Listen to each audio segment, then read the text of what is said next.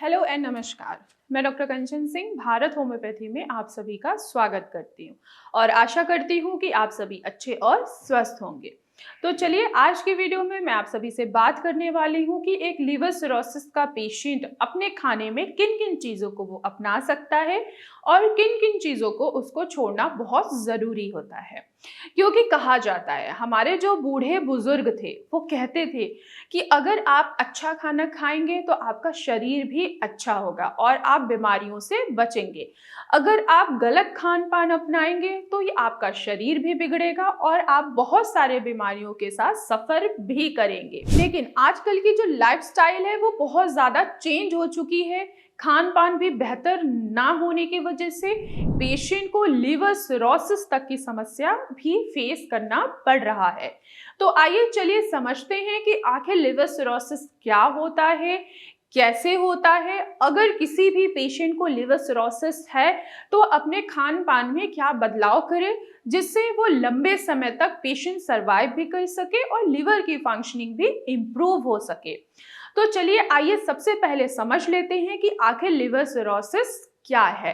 Liver cirrhosis ये जब आपके लिवर के जो हेल्दी टिश्यूज होते हैं उनके स्कारिंग होनी स्टार्ट हो जाती है और यही स्कारिंग धीरे धीरे बढ़ती चली जाती है, जिसके वजह से आपका जो लिवर है वो हार्ड हो जाता है, कठोर हो जाता है। क्यों? क्योंकि जो लिवर के हेल्दी टिश्यूज हैं वो धीरे धीरे नष्ट होते जा रहे हैं और वो स्कारिंग में कन्वर्ट होते जा रहे हैं और इतनी ज़्यादा स्कारिंग बढ़ती चली जाती है जिसके वजह से लिवर जो है हमारा वो हार्ड होने लगता है और जब लिवर हार्ड होगा तो लिवर की फंक्शनिंग भी डिस्टर्ब होनी ही होनी है। अब आइए समझते हैं कि आखिर इसका मेन कॉज क्या है, क्यों लिवर सिरोसिस तक पेशेंट पहुंच जाते हैं। पहला जो मेन रीजन होता है वो होता है अल्कोहलिक लिवर डिजीज, यानी कि आप लंबे समय से अल्कोहल ले रहे हैं जिसकी वजह से धीरे धीरे आपका लिवर जो है वो डैमेज होता चला गया है। दूसरा है कॉजेज, वो है नॉन अल्कोहलिक लिवर डिजीज। सुनने में ही लग रहा है नॉन अल्कोहलिक, यानी कि आप अल्कोहल नहीं ले रहे थे फिर भी आपका लिवर जो है वो डैमेज हुआ है, वो आपके लाइफस्टाइल की वजह से हुआ है। जब आपकी लाइफस्टाइल अच्छी नहीं होती है, आपका वेट बढ़ता है, फिर उसके बाद बीपी की शिकायत होती है, फिर शुगर की शिकायत होती है, जिसकी वजह से पेशेंट फैटी लिवर में लिवर फाइब्रोसिस देन वह लिवर सिरोसिस की तरफ बढ़ जाता है। इसके अलावा और भी बहुत सारे कॉजेज हैं जैसे कि hepatitis B, hepatitis C, autoimmune hepatitis या ऑटोइम्यून डिसऑर्डर या कुछ जेनेटिक फैक्टर जो कि हमारे लिवर की फंक्शनिंग को धीरे धीरे डिस्टर्ब करते चले जाते हैं। तो अब आइए समझते हैं कि अगर लिवर सिरोसिस है किसी भी पर्सन को तो हम सिम्टम्स को कैसे जान सकते हैं। अगर इनिशियल स्टेज देखा जाए तो आपको कोई भी सिम्टम्स नजर नहीं आएगा। लिवर जो हार्डनेस हो रही है, स्कारिंग हो चुकी है, जब तक वो 80-90% नहीं हो जाएगा आपको सिम्टम्स बिल्कुल भी दिखाई नहीं देगा।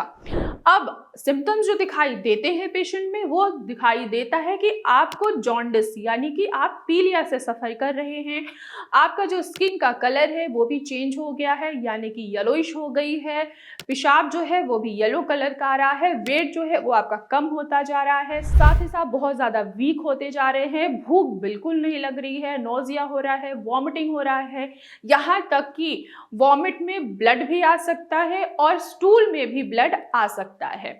इसके अलावा और भी अगर मैं सिम्टम्स की बात करूँ तो स्किन में खुजली महसूस होना और कंटिन्यूअस वॉमिटिंग होना, तो ये सारे सिम्टम्स नजर आते हैं अगर किसी भी पेशेंट को लिवर सिरोसिस है। और इसके अलावा कंटिन्यू पेट में दर्द रहना, हार्डनेस महसूस करना, लीवर एरिया में भी पेन का रहना और वहाँ पे पिंचिंग पेन कंटिन्यू बना रहना, तो ये सारे सिम्टम्स होते हैं। तो आइए चलिए जानते हैं कि आखिर लिवर सिरोसिस का पेशेंट अपनी डाइट में क्या क्या वो बदलाव कर सकते हैं जिसकी वजह से उनकी लिवर की फंक्शनिंग इम्प्रूव हो सके। तो सबसे पहले ध्यान देने वाली बात ये होती है कि आपको ऐसा खाना खाना है, ऐसा वेजिटेबल्स लेना है, फ्रूट्स लेने हैं जिनमें एंटीऑक्सीडेंट भरपूर हो और फाइबर और विटामिन सी से भरे हुए वेजिटेबल्स होने चाहिए और स्पेशली फ्रूट्स भी होने चाहिए। जब मैं हमेशा बोलती हूँ, अपने हर वीडियो में बोलती हूँ कि एंटीऑक्सीडेंट वाले फ्रूट्स होने चाहिए, वेजिटेबल्स होने चाहिए, विटामिन सी से भरपूर फ्रूट्स एंड वेजिटेबल्स होने चाहिए।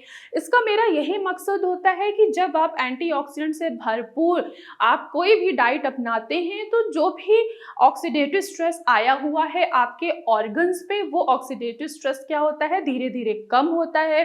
विटामिन सी मैं इसलिए बोलती हूँ क्योंकि जो स्वेलिंग आई हुई है, जो इन्फ्लेमेशन आया हुआ है, वो आपका धीरे धीरे कम होता है और लीवर जो है वो डिटॉक्स होता है, जिसकी वजह से लीवर की फंक्शनिंग इंप्रूव होती चली जाती है। तो आइए चलिए जानते हैं कि हम कौन कौन सी सब्जियों का आसानी से सेवन कर सकते हैं। आप लौकी खा सकते हैं, कद्दू खा सकते हैं, तुरई खा सकते हैं। एक तो ये इजीली डाइजेस्ट हो जाता है और हमारे लीवर के फंक्शनिंग को ये इम्प्रूव करता है। इसके अलावा आप गाजर खा सकते हैं। गाजर में बीटा कैरोटीन होता है जो डिटॉक्स करने में मदद करता है और स्वेलिंग को कम करने में भी मदद करता है।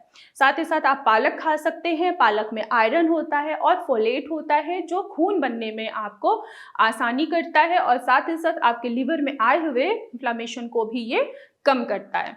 इसके अलावा आप कुछ फ्रूट्स का भी सेवन कर सकते हैं, जैसे कि एप्पल हो गया, पपाया हो गया, अमरूद हो गया, पियर हो गए जिसको हम नाशपाती कहते हैं। आप इनका भी आसानी से सेवन कर सकते हैं। विटामिन सी वाले जितने भी फ्रूट्स हैं, जैसे कि संतरा हो गया, मौसम्मी हो गया, इनका भी आप आसानी से सेवन कर सकते हैं। इन फलों का क्या काम है कि इनमें एंटीऑक्सीडेंट विटामिन सी भरपूर होता है जो इन्फ्लेमेशन को कम करता है, लीवर को डिटॉक्स करने में मदद करता है और सेल्स को रिपेयर करने में भी ये मदद करते हैं। तो आप इन फलों का भी सेवन कर सकते हैं। मोस्ट इंपॉर्टेंट लीवर पेशेंट का ये होता है कि उनको प्रोटीन डाइट जरूर लेना होता है, लेकिन ऐसा प्रोटीन जो इजीली क्या हो, डाइजेस्ट भी हो और लीवर के फंक्शनिंग को वो इम्प्रूव कर सके। तो आपको प्रोटीन लेना है, वो भी बैलेंस फॉर्म में लेना है। आप अंडे खा सकते हैं पर अंडे का सफेद वाला हिस्सा खाइएगा, साथ ही साथ आप फिश भी खा सकते हैं। लेकिन ध्यान रखिएगा कि लिवर सिरोसिस के जो पेशेंट होते हैं अधिकतर उनमें पेट में पानी भरना भी स्टार्ट हो जाता है। अगर आपके पेट में पानी भर रहा है तो आप फिश की मात्रा को थोड़ा सा कम करेंगे। आप अंडे का सेवन कर सकते हैं। आप मूंग की दाल और मसूर दाल भी आसानी से खा सकते हैं। इसके अलावा कुछ अनाज है जिनका आप आसानी से सेवन कर सकते हैं, जैसे कि दलिया है, ओट्स है, पोहा है और साथ ही साथ गेहूं के आटे की भी रोटी का भी आप सेवन आसानी से कर सकते हैं। जब आप ये सारे डाइट्स फॉलो करते हैं तो आपके लिवर की फंक्शनिंग भी इम्प्रूव होती है और आप लिवर सिरोसिस से जो सफ़र कर रहे थे, यानी कि पेट में पानी भर रहा है, आपको वॉमिटिंग हो रही है, नोजिया हो रहा है, वेट कम हो रहा है, साथ ही साथ तपीलिया से भी आप सफ़र कर रहे हैं, यूरिन के कलर भी जो डार्क येलो आ रहा है, यूरिन में जो आपको जलन हो रही है, ये सारी चीज़ों में आपको चेंजेस नज़र आनी स्टार्ट हो जाती है। अब सवाल यहाँ पे ये आता है कि लिवर सिरोसिस का पेशेंट किन किन चीज़ों को वो दूरी बना ले।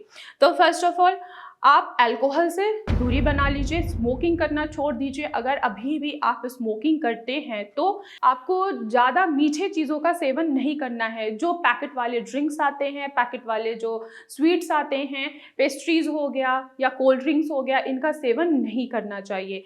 साथ ही साथ आपको ऐसा खाना नहीं खाना है जिसमें ऑयल की मात्रा बहुत ज़्यादा हो। जैसे कि बहुत सारे ऐसे पेशेंट हैं जिनको ऑयली फूड बहुत ज़्यादा पसंद होता है, जैसे कि फ्राइज चीज़ हो गई, चीज़ हो गया या पनीर हो गया, फैट वाले दूध हो गए, इनका सेवन आपको नहीं करना है। छोले हो गए, भटूरे हो गए, इनका सेवन आपको बिल्कुल भी नहीं करना है। पिज़्ज़ा है, पास्ता है, ये भी आपको नहीं खाना है।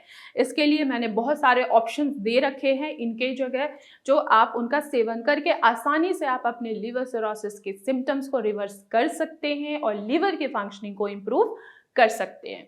तो मैं आशा करती हूँ कि आज के वीडियो में आप लोगों को समझ में आया होगा कि एक लिवर सिरोसिस का पेशेंट अपने खाने में किन किन चीज़ों को वो शामिल कर सकता है और किन किन चीज़ों को वो अवॉइड कर सकता है। तो आज की वीडियो में बस इतना ही, फिर मैं मिलूंगी नेक्स्ट वीडियो में। तब तक के लिए धन्यवाद।